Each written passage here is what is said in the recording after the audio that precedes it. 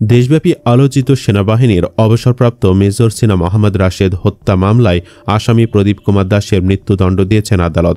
এর রায় ঘোষণার পর বরখাস্ত ওসি প্রদীপ দাসের গ্রামের বাড়ি ছিল শুনশান।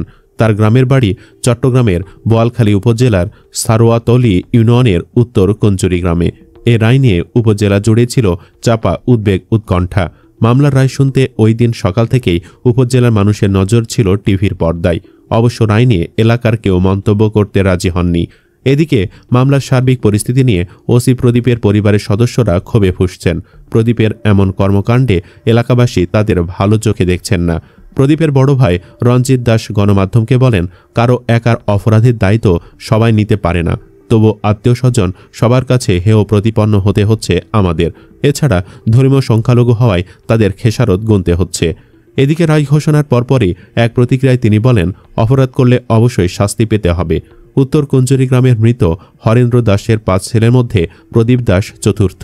হরেন্দ্র দাস চট্টগ্রাম উন্নয়ন কর্তৃপক্ষে চাকরি করতেন। প্রদীপ দাস পড়াশোনা করেন চট্টগ্রাম শহরে। তার স্ত্রী ও 2 ছেলে রয়েছে।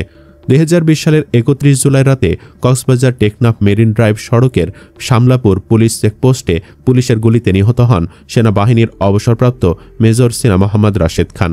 এরপর নিহতের বড় বোন শারমিন শাহরিয়ার ফেরদৌস বাদী হয়ে একটি মামলা করেন।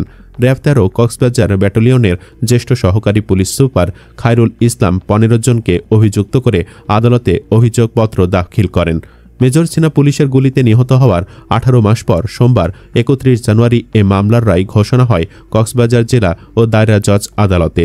জেলা ও দায়রা জজ মোহাম্মদ ইসমাইল জনাকীর্ণ আদালতে মামলা দায়ে মামলার প্রধান আসামি পুলিশ পরিদর্শক লিয়াকত ও টেকনাফ থানার বরখাস্তকৃত ওসি প্রদীপ কুমার দাসকে মৃত্যুদণ্ড, অপর 6 জনকে যাবজ্জীবন ও বাকি 7 আসামিকে বেকসুর খালাস প্রদান করেন আদালত। প্রিয় ভিউয়ার্স, দোষ করেছে একজন, তার ফল ভোগ করছে তার পরিবার। আমার মনে হচ্ছে ওসি প্রদীপের পাপের জন্য তার পরিবারকে হয়রানি না করাই ভালো।